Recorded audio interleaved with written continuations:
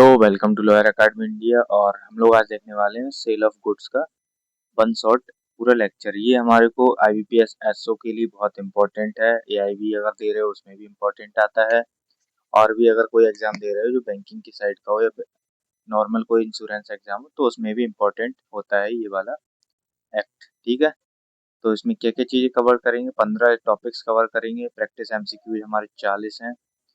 की सेक्शन इसके एक सेक्शन 1 से 64 तक देखेंगे। बैंकिंग का टेक्स्ट के हिसाब से ज़्यादा इंपॉर्टेंट रहता है ये। ठीक है, तो क्या क्या डिस्कस करेंगे इसमें, पहले इंट्रोडक्शन देखेंगे, डेफिनेशन देखेंगे, सेल वर्सेज एग्रीमेंट देखेंगे, सेल वर्सेज हायर परचेज देखेंगे, गुड्स का मीनिंग, काइंड्स और एग्जिस्टिंग फ्यूचर कंटिजेंट गुड्स जो होते हैं वो क्या होते हैं, पेरिसिंग गुड्स क्या होते हैं, असरटेनमेंट ऑफ प्राइस क्या होता है, conditions, warranties, implied conditions, implied warranties and doctrine of caveat emptor, transfer of property, performance of contract, right of unpaid seller और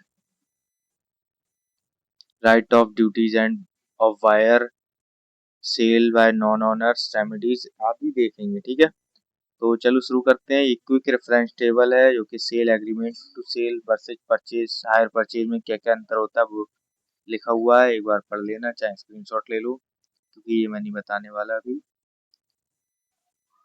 ये अनपेड सेलर के जो राइट होते हैं वो क्या होते हैं ये देख सकते हो आप लोग, एक बार पढ़ लेना। तो डेफिनेशन पॉइंट पे आते हैं, डेफिनेशन क्या है। ठीक है, इसमें हम देखेंगे, जो पहले देखेंगे कि सेल ऑफ गुड्स आया कब था। 1 जुलाई 1930 में सेल ऑफ गुड्स आया था और ये निकाला गया था इंडियन कॉन्ट्रैक्ट एक्ट 1872 से। चैप्टर 7 में था ये, जो कि सेल ऑफ गुड्स से डील करता था। ये अप्लाई होता है मूवेबल गुड्स पे, और इमूवेबल गुड्स पे अप्लाई नहीं होता क्योंकि इमूवेबल गुड्स से अप्लाई होता है हमारा ट्रांसफर ऑफ प्रॉपर्टी है। और इसमें देखने वाली चीज क्या है, short title and extend, definition और एप्लीकेशन। ठीक है, तो डेफिनेशन देखेंगे क्या है। तो गुड्स की डेफिनेशन क्या है, every kind of movable property other than actionable claims and money includes stock shares, growing crops, grass and things attached to forming part of land agreed to severe. मतलब कि ऐसी मूवेबल प्रॉपर्टी जो एक जगह से दूसरी जगह ले आई जा सकती है, लेकिन उसमें एक्शनेबल क्लेम नहीं आएगा और रुपए नहीं आएंगे, स्टॉक्स नहीं आएंगे, शेयर्स नहीं आएंगे, और जो खड़ी हुई फसल होती है, बढ़ती हुई फसल होती है वो नहीं आती है, और घास वगैरह नहीं आती है जो कि जमीन वगैरह से अटैच चीज होती है वो नहीं आती। बाकी सब चीजें आ जाएंगी। बाकी सब चीजों में क्या क्या होता है, मोबाइल फोन ले लो, ठीक है, जो हाथ में है अभी तुम्हारे, या फिर लैपटॉप ले लो, या फिर कंप्यूटर ले लो, या फिर कोई मशीनरी ले लो, बाइक ले लो, कार ले लो, कोई भी चीज अदर देन दिस, तो वो सब मूवेबल प्रॉपर्टी में आएगी और वो गुड्स में आएगी।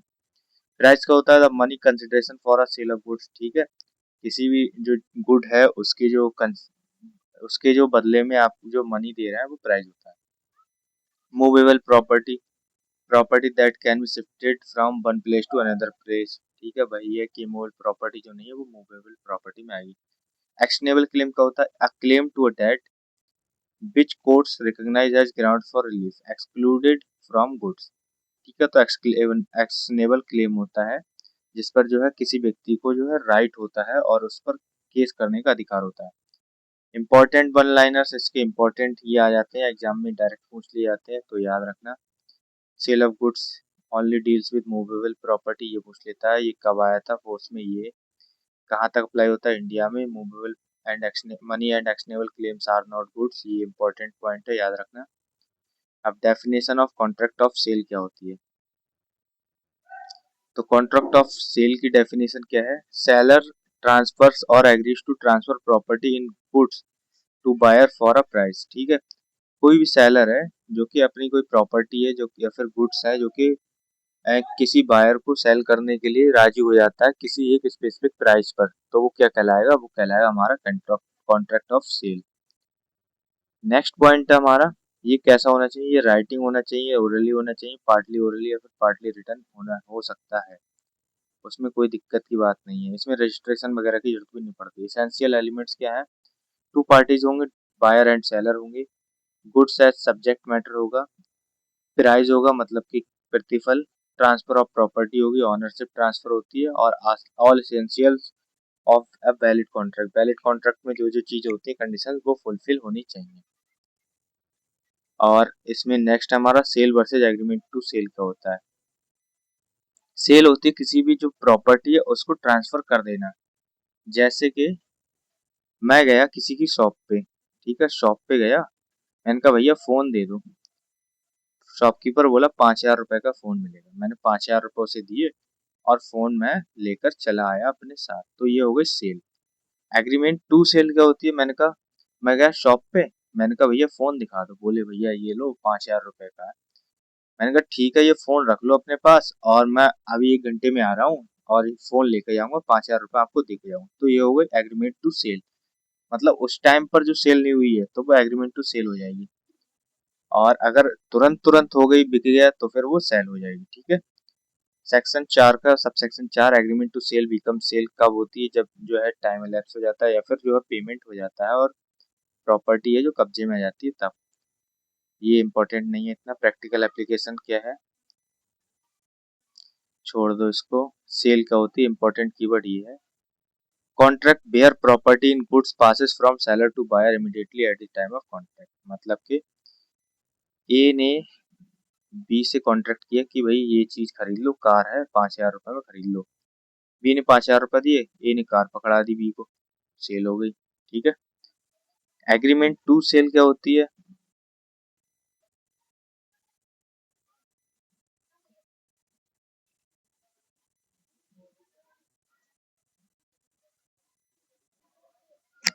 सॉरी गाइस डिस्टरबेंस के लिए कॉल आ गई थी इमीडिएट। तो इससे आगे क्या है, एग्रीमेंट टू सेल हम लोग देख रहे थे। Contract where transfer of property is to take place at a time future time fulfilment of some condition. मतलब मैंने आपको बताया था कि जो बी जो गया था ए के पास में, ए की शॉप पे, और उसने बोला कि भैया ये फोन अलग उठा के रख लो, मैं 5,000 रुपए लेके आ रहा हूँ, फिर आपसे फोन ले लूंगा। तो वो क्या होगा, एग्रीमेंट टू सेल हो गई। प्रॉपर्टी इन गुड्स इतना इंपॉर्टेंट नहीं, छोड़ दो। एग्जीक्यूटरी कॉन्ट्रैक्ट, एग्जीक्यूटेड कॉन्ट्रैक्ट छोड़ दो। इंपॉर्टेंट वन लाइनर एक बार देख लो सारे। Sale versus agreement to sell versus hire purchase क्या है, अभी बताई दिया मैंने आपको क्या क्या चीजें हैं। फिर भी एक बार, सेल क्या होती है, ऑनरशिप तुरंत ट्रांसफर हो जाती है। एग्रीमेंट टू सेल में होती है फ्यूचर में ट्रांसफर होती है। हायर परचेज में क्या होता है, हायर परचेज में मतलब कि कोई भी चीज होती है पहले जो है हायर की जाती है। It is a bailment with an option to purchase. पहले इंसान चलाने के लिए लेता है, उसके बाद में परचेज करता है। Ownership remains with the owner financier until all instalments are paid. जैसे कि आपने देखा होगा कार्स जो होती है ना, अधिकतर ईएमआई पर ही मिलती हैं। तो वो क्या होता है, हायर परचेज का एग्रीमेंट होता है। जब तक आपकी कार की ईएमआई जो है पूरी फुलफिलमेंट नहीं हो जाएंगी 100%, तब तक आप ऑनर नहीं हो कार के।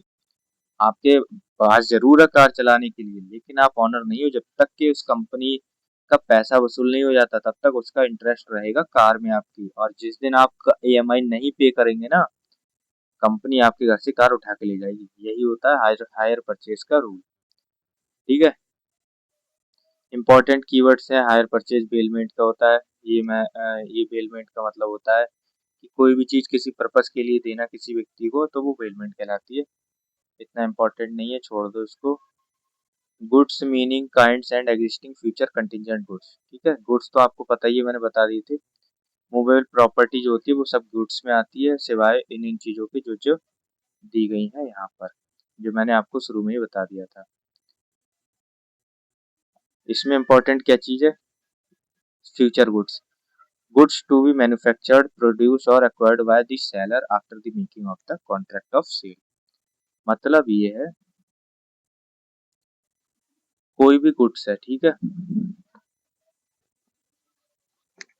गुड्स जो है वो बना नहीं है अभी तक, वो बनेगा फ्यूचर में, तो वो क्या होगा, फ्यूचर गुड्स में आ जाएगी उसकी कैटेगरी। एग्जिस्टिंग गुड्स क्या या और फ्यूचर गुड्स क्या होते हैं, एग्जिस्टिंग गुड्स जो होते हैं जो बन चुके हैं और वो अभी प्रेजेंट में हैं, वो होंगे एग्जिस्टिंग गुड्स। और जो फ्यूचर गुड्स होते हैं मतलब कि बाद में जो बनेंगे या फिर फ्यूचर में बनेंगे। जैसे कि ए ने बी को कॉन्ट्रैक्ट दिया, बी की फैक्ट्री को, कि 1,000 जूते चाहिए मुझे। बी ने बोला ठीक है भैया 500 शूज तो अभी ले जाओ आप, 500 शूज जूते आप अभी ले जाओ। ठीक है, पांच, और ये जो अभी है ये अभी वाले ये होंगे एग्जिस्टिंग गुड्स, और जो 500 शूज जो हैं वो आपको मैं कल भिजवा दूंगा बनने के बाद, तो वो होंगे फ्यूचर गुड्स आपके। ठीक है, तो यही होता है फ्यूचर गुड्स और एग्जिस्टिंग गुड्स। स्पेसिफिक गुड्स क्या होते हैं? Goods identified and agreed upon all the time a contract of sale is made. ठीक है, कोई गुड्स जो है आइडेंटिफाइड करे गए हैं, स्पेसिफिक बता रखा है कि ये गुड्स होने चाहिए, ब्लैक कलर होना चाहिए जूतों का, उनमें फीते होने चाहिए और उनमें चमड़ा लगा होना चाहिए, ये सारी चीजें अगर बताते हैं तो वो स्पेसिफिक गुड्स होगा। ये सेक्शन 2 के सब सेक्शन 14 में दिया गया है। इंपॉर्टेंट कीवर्ड्स इसमें क्या है? स्पेसिफिक गुड्स तो मैंने आपको बता दिया। सर्टेन गुड्स क्या होते हैं? Identified and agreed upon after the contract is made. कोई भी व्यक्ति है जिसने एग्रीड और आइडेंटिफाई कर रखा है गुड्स को और कॉन्ट्रैक्ट के बाद में, तो वो क्या होगा? असर्टेन गुड्स होगा। असर्टेन गुड्स होगा जैसे कि डिफाइंड गुड्स डिफाइन करेगा, ऐसे किसी असर्टेन में और अनसर्टेन में, अनसर्टेन में अंतर बता देता हूँ क्या है। राम है, राम एक शॉपकीपर के पास गया। राम ने बोला कि मेरे को मैंगो चाहिए और मैंगो ऐसे होने चाहिए जो कि एक वैरायटी बता दी उन्होंने, लंगड़ा आम होना चाहिए। ठीक है, लंगड़ा आम होना चाहिए और जो है मीठा होना चाहिए, पीले कलर का होना चाहिए और स्पेसिफिकली बदायूं का होना चाहिए। ठीक है, तो ये असर्टेन गुड्स होगा, उन्होंने बता दिया कि ये ऐसे ऐसे होना चाहिए। ठीक है, और अनअसर्टेन गुड्स, गया राम, बोला भैया मुझे 10 किलो आम चाहिए। ठीक है, आम चाहिए, अब उठा के दुकानदार ने दे दिया आम, तो वो अनअसर्टेन गुड्स हो गए। फ्यूचर गुड्स मैंने आपको बता दी जो कि फ्यूचर में मैन्युफैक्चर होंगे। कंटिजेंट गुड्स जो होते हैं future goods whose acquisition depends on an uncertain event. Contingent होते हैं जो कि किसी अनसर्टेन इवेंट पे डिपेंड करते हैं। ग्रोइंग क्रॉप्स वगैरह तो इसका मतलब है नहीं हमारे पास। पेरिशिंग गुड्स क्या होते हैं? पेरिशिंग गुड्स होते हैं जो कि खराब हो सकते हैं, जैसे कि टमाटर है। ठीक है, टमाटर है 2 दिन में खराब हो जाएगा, तो ये पेरिशिंग गुड्स में आता है। ये ज्यादा दिन नहीं चलेगा, ऐसा नहीं कि आप 6 महीने 1 साल चला सकते, ज्यादा में ज्यादा 1 महीने चला भी लोगे कैसे भी करके उसमें कोल्ड स्टोरेज में रखकर, लेकिन ये पेरिशिंग गुड्स होगा क्योंकि नॉर्मल सिचुएशन में ये 2 या 3 दिन में खराब हो ही जाएगा टमाटर, तो ये पेरिशिंग गुड्स में आ जाता है।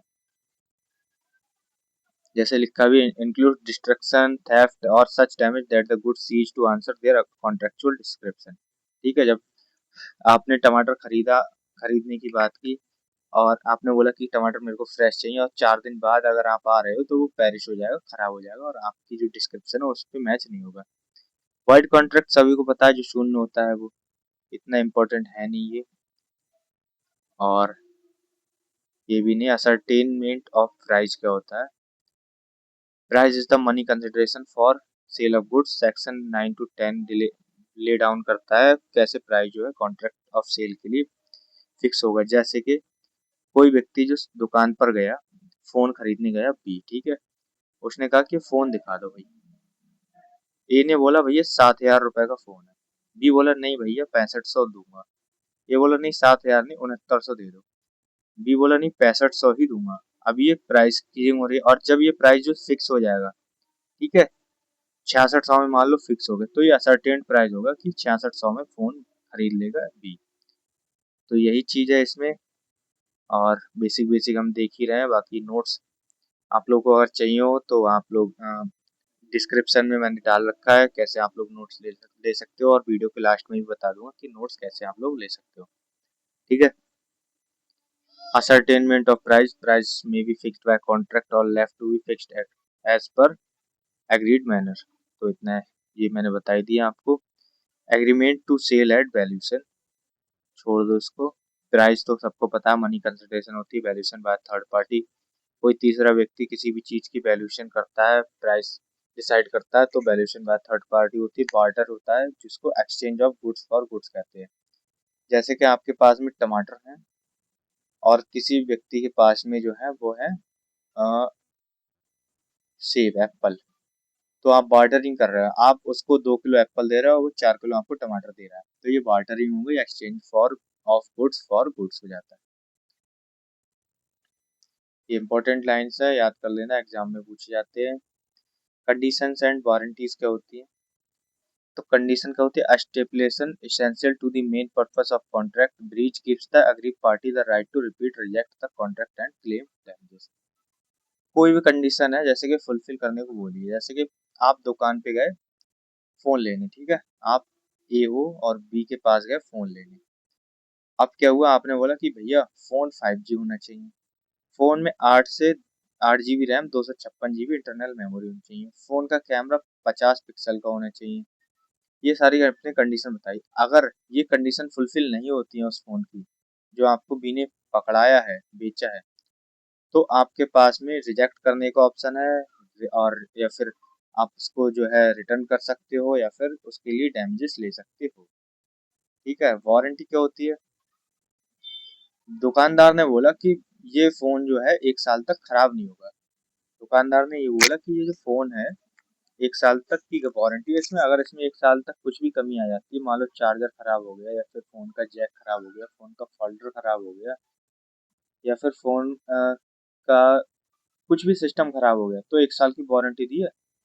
तो जो सर्विस सेंटर होता है वहां पर जो है फोन आप ठीक करा सकते हो, वो भी फ्री में, बस आपको जो सर्विस चार्ज होता है वो देना पड़ता है। ये होती है हमारी वारंटी। अब नेक्स्ट है हमारा पॉइंट, ये तो हमने पढ़ ही लिया वारंटी वगैरह। वारंटी रेपुडिएशन क्या होता है, बेवर क्या होता है? बेवर एक बार पढ़ लो, इम्पोर्टेंट है, एग्जाम में आ जाता है बेवर से क्वेश्चन।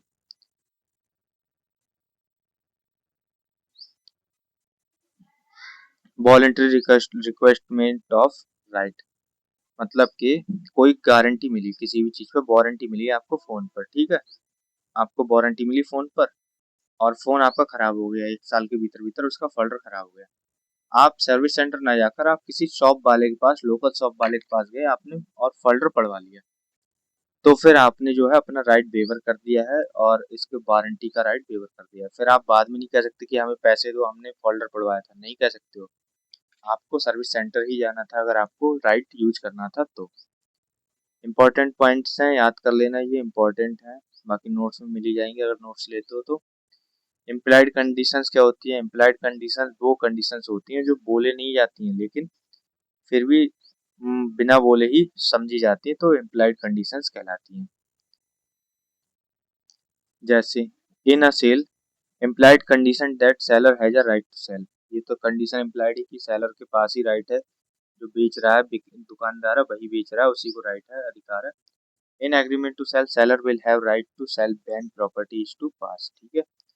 सेल बाय डिस्क्रिप्शन, अगर कोई व्यक्ति डिस्क्रिप्शन से जो सेल करता है तो इम्प्लाइड कंडीशन होती है दैट गुड्स जो है सेल करस्पेंड, जैसे कि दुकानदार ने बोला कि फोन जो है वो 8 घंटे उसकी बैटरी चलेगी, और जो है उस पर जो फोन का जो डब्बा है, बॉक्स है, उस पर भी लिखा है कि 8 घंटे बैटरी बैकअप है गेमिंग पर, तो ये माना जाएगा कि जो डिस्क्रिप्शन दिया है उसी के हिसाब से जो है फोन चलेगा। अगर नहीं चलता तो इसमें भी डिफेक्ट हो गया और इसमें आप जो है रिफंड भी करा सकते हो या फिर रिटर्न कर सकते हो या फिर जो है कंपनी के खिलाफ सूट ला सकते हो अगर कंपनी आपकी प्रॉब्लम सॉल्व नहीं करती है तो।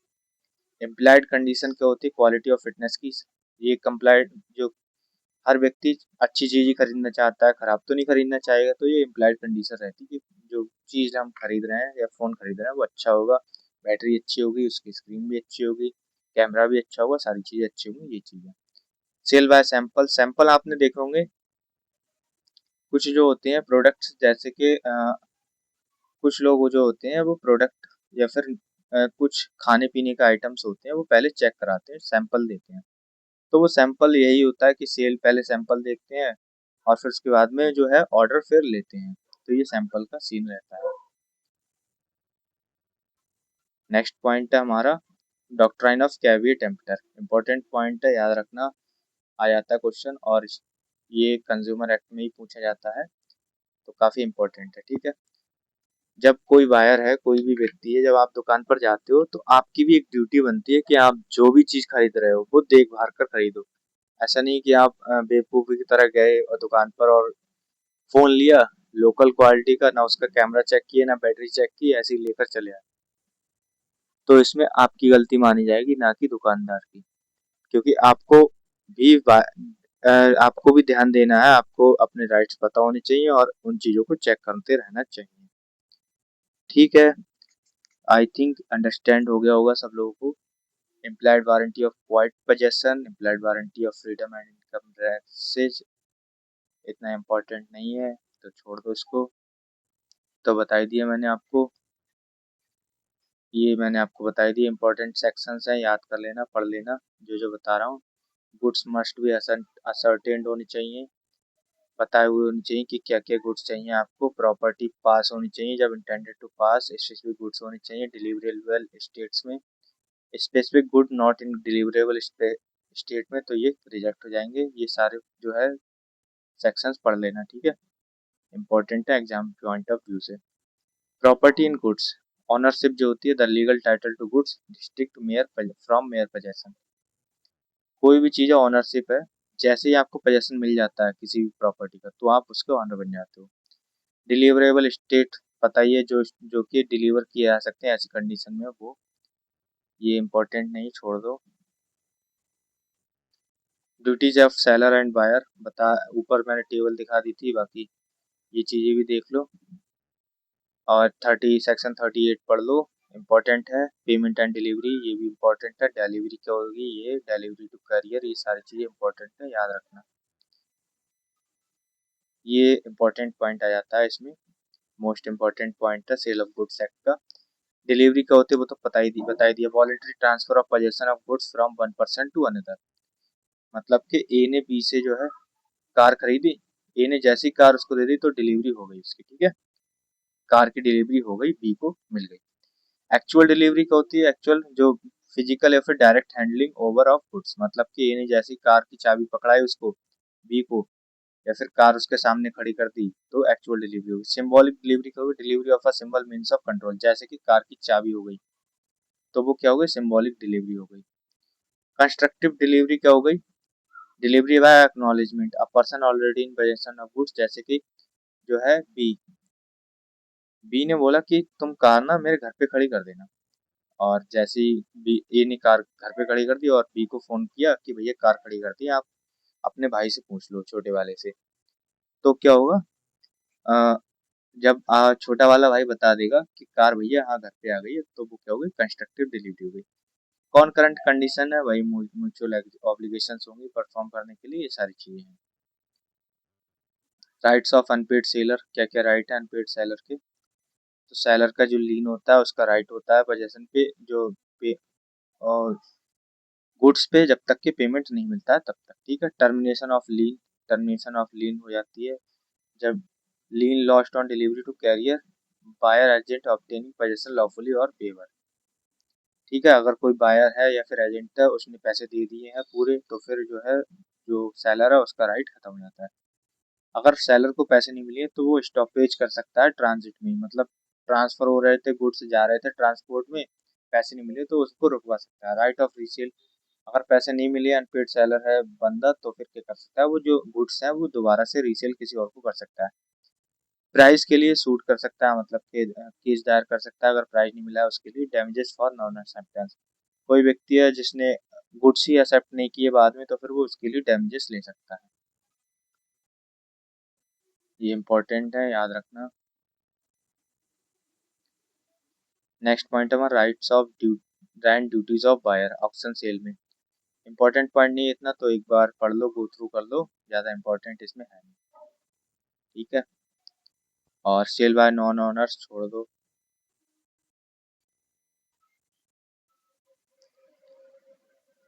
ये भी छोड़ दो। अब हम पढ़ेंगे अपने एमसीक्यूज, क्योंकि एमसीक्यूज इंपॉर्टेंट है मोस्टली। जो है सेल ऑफ गुड्स एक्ट ज्यादा इंपॉर्टेंट नहीं रहता, बस उसमें से जो मेन मेन पॉइंट है वो मैंने बता दिए, बाकी बेयर एक्ट से पढ़ लेना उठाकर, समझा मैंने दिया है डेफिनेशंस वगैरह जो की पॉइंट्स थे वो, और एमसीक्यूज देखेंगे ताकि आप लोगों का जो है रिवीजन अच्छे से हो जाए। Sale of goods act was originally part of which legislation, किसका पार्ट था पहले, तो वो था इंडियन कॉन्ट्रैक्ट एक्ट का। क्या चीज गुड्स की डेफिनेशन में नहीं आती है, ठीक है, तो वो नहीं आती मनी एंड एक्शनेबल क्लेम्स। और क्या नहीं आता, स्टॉक्स भी नहीं आते, शेयर्स भी नहीं आते, लेकिन मनी एंड एक्शनेबल क्लेम इसमें नहीं आएंगे, तो साफ साफ लिखा हुआ है पहले से। स्टेटमेंट क्या है, in a sale property in goods passes immediately in an agreement to sell property passes at a future time और on fulfilment of a condition. तो ये बिल्कुल दोनों सही आंसर है, दोनों का दोनों बिल्कुल सही स्टेटमेंट है। A contract for the sale of future goods operate कैसे करते हैं, तो वो करते हैं एन एग्रीमेंट टू सेल में। नेक्स्ट हमारा question 5, X agrees to sell his car to buy not knowing the car was destroyed in a fire the previous night. The contract कैसा होगा, तो वो वॉइड कॉन्ट्रैक्ट हो जाएगा। Under section 8, goods perishing after an agreement to sell but before risk passes without fault of either party renders। तो agreement कैसा होगा, avoid कर दिया जाएगा, वो एग्रीमेंट फुलफिल नहीं किया जाएगा। Which of these is the best example of ascertained goods, तो वो है हमारे answer C, wax selected and set aside by the seller out of an undivided lot, ठीक है। Stipulation as to time of payment is unless a different intention appears from the contract terms, तो वह not the essence of the contract. In breach of the following gives the buyer only the right to claim damages, not the right to reject goods। तो क्या चीज करती है, तो warranty है, उसमें जो रिजेक्ट गुड्स नहीं कर सकते, जो है डैमेजेस क्लेम कर सकता है कोई भी बायर, अगर उसकी कोई चीज खराब होती है तो। Calling a stipulation a warranty in the contract document when it in substance it is essential to the main purpose, तो क्या makes it condition by construction of a contract।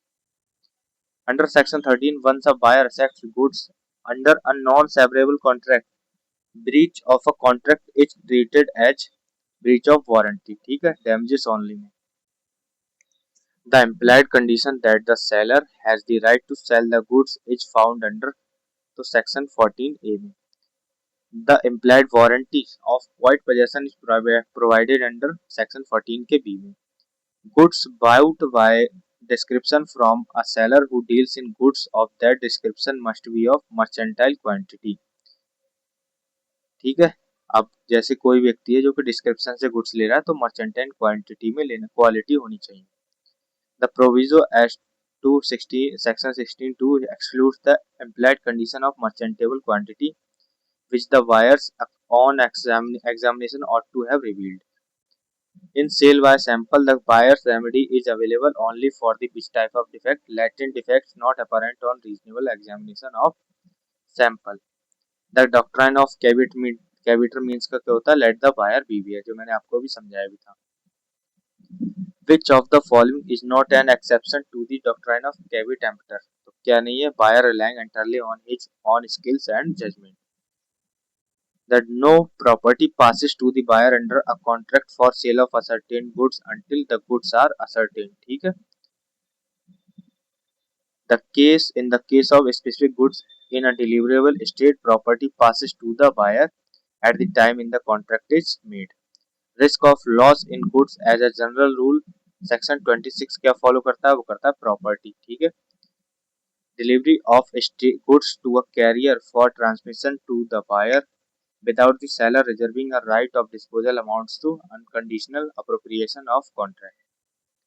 Goods sent to the buyer on approval or on sale or return basis, property passes when buyer signifies approval, acceptance or retains goods beyond a reasonable time without rejecting। An unpaid seller as defined under section 45 includes a seller, तो क्या include करता है, एक seller को whose negotiable instrument received as conditional payment has been dishonored। The unpaid seller's lien right of lien is available in which of these situations। important question है guys, याद रखना, important question है। goods sold without any stipulation as to credit। और एक question आपसे मैं पूछूंगा जो है, अनपेड सेलर्स के क्या राइट नहीं होते हैं, राइट क्या होते हैं ये तो सबको पता है, लेकिन अनपेड सेलर के क्या राइट होते हैं, कमेंट में जरूर बताना, ठीक है। The unpaid seller's lien is lost when seller delivers goods to a carrier for transmission without reserving the right of disposal। The right of stoppage in transit can be exercised only when buyer becomes insolvent, ठीक है। Important point है, याद रखना इसको, MCQ important है ये। Exam point of view से बहुत पूछा जाता है ये। Transit for the purpose of stoppage in transit is deemed to be at an end when the buyer or his agent takes delivery of the goods before reaching destination. An unpaid seller may resell goods without giving notice to the buyer if the goods are of a perishable nature. ठीक है। Statement क्या है? Lien and stoppage in transit are available even if the property in goods has passed to the buyer. Statement to these are possessory rights not rights based on ownership. तो ये दोनों के दोनों सही आंसर है। The general rule क्या है? Nemo dat quod non habet means, मतलब कि no one can give a better title than he himself possesses. जिस व्यक्ति के कब्जे में जो चीज होती है वही उसका मालिक होता है, उससे अच्छा टाइटल किसी और के पास नहीं होता है। इसका ये अर्थ हुआ। Under section 27 proviso a buyer lets good title from a mercantile agent's unauthorized sale if। तो इसका आंसर ये है, पढ़ लो बहुत लंबा है। A seller who, after selling the goods, continues in possession and resells them to a second bona fide buyer। तो ये क्या कहलाएगा? The second buyer gets good title if acting in good faith without notice of the first sale। ठीक है। Which of the following is an exception to the rule that buyer cannot get better title than seller? Sale by one of joint owners in the sole possession with co-owners consent। तो ये इसका बिल्कुल example अच्छा है, बिल्कुल good. In an auction sale, the sale of each lot, unless otherwise indicated, is treated as a separate contract of sale. An auction sale is complete when। तो कब complete होती है auction sale? जब the auctioneer announces completion by the fall of the hammer। जब वो जो hammer होता है वो पटक देता है इस पे डैश पे, तो फिर क्या होगी? जो सेल हो वो कंप्लीट मानी जाएगी। If a sale by auction is notified to be without reserve and the seller bids himself to raise the price, the sale is क्या होगी? voidable at the buyer's option। The remedy of specific performance under section 58 is available to the buyer only for specific or ascertained goods at the court's discretion। If the buyer wrongfully refuses to accept and pay for the goods, the seller's appropriate remedy, assuming property has not passed, is suit for damages for non-acceptance वो ला सकता है। Under section 60, if the seller repudiates the contract before the due date of performance, the buyer क्या करेगा? may treat the goods contract as rescinded immediately and sue for damages at wait or wait till the due date। तो guys इतने ही हमारे question थे, 40 question थे। आशा करता हूँ, उम्मीद करता हूँ समझ में आए होंगे। और एक चीज अनाउंसमेंट और रहेगी वो बता देता हूँ। तो अगर आप लोग IBPS SO जुडिशरी में तो आता नहीं है, IBPS SO या फिर AIB की तैयारी कर रहे हो, या फिर किसी और लॉ एग्जाम की जिसमें सेल ऑफ गुड्स पूछा जाता है, या फिर सारे लॉ के सब्जेक्ट के लिए मैंने एक प्रिपरेशन बंडल बनाया है, लॉ का बंडल बनाया है, जिसमें नोट्स होंगे सब्जेक्ट वाइज। इन तीनों एग्जाम के हिसाब से प्रिपेयर करें। MCQs होंगे सब्जेक्ट वाइज और 20 मॉक टेस्ट होंगे IBPS SO के लिए और 20 होंगे हमारे जुडिशरी के लिए। ठीक है। तो आपको ये सब कितने में मिलेगा? ये सब मिलेगा मात्र 399 में। ऑफर लिमिटेड समय के लिए है और आप बस इसको स्कैन कर सकते हो या फिर इस नंबर पर 8650072891 पर पेमेंट करने के बाद इसी नंबर पर आपको व्हाट्सएप करना है। आपको 1 से 2 घंटे में पूरा का पूरा बंडल मिल जाएगा। ठीक है। तो अगर आप अपनी तैयारी को एकदम सीरियस लेवल पे कर रहे हो तो आपके पास ये सब होना जरूरी है। बाकी वीडियो पसंद आई हो तो लाइक कर दो और मिलते हैं नेक्स्ट वीडियो में। Okay bye.